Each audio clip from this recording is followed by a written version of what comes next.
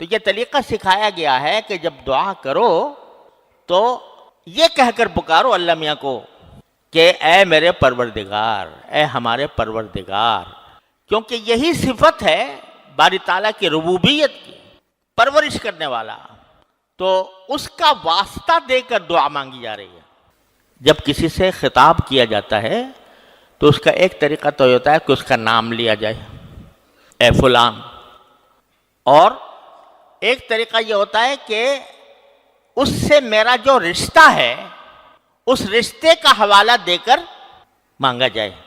اب ایک باپ ہے وہ اپنے بیٹے کو پکارتا ہے اس کے نام سے، تو اس میں اتنا مزہ نہیں، لیکن اگر کہا بیٹا تو اس کے اندر ایک اپنائیت ہے، ایک پیار ہے، اور اس رشتے کا حوالہ دے دیا جا رہا ہے جو اس کے ساتھ ہے۔ اسی طرح باپ کو اگر پکارے کوئی شخص تو ایک صورت یہ ہے کہ اس کا نام لے کر کہے فلاں صاحب، لیکن اگر کہے ابا جان، کہے ابو، تو اس میں پیار زیادہ ہے۔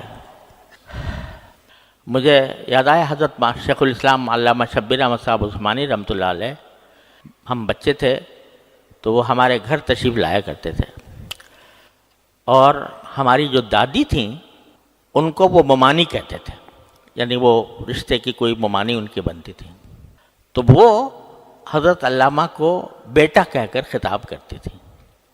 تو وہ فرمایا کرتے تھے کہ میں یہاں اور کسی مقصد سے تو آتا ہی ہوں، لیکن یہ بیٹا کا لفظ سننے کے لیے آتا ہوں، کیونکہ اب مجھے دنیا میں کوئی بیٹا کہہ کر پکارنے والا نہیں ہے۔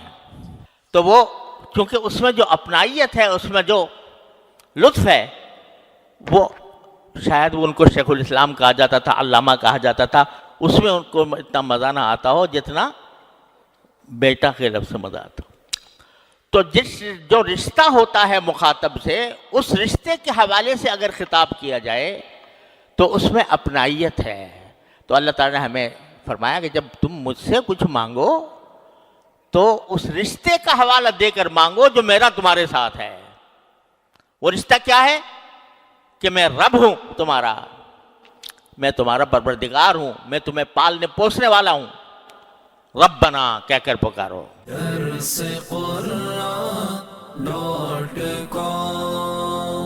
www.darsequran.com